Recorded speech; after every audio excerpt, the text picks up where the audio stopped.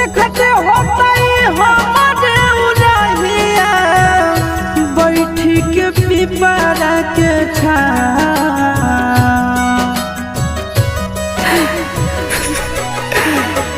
देखते होता हमारे उड़हिया बैठी के पिपरा के रुक रुक रुक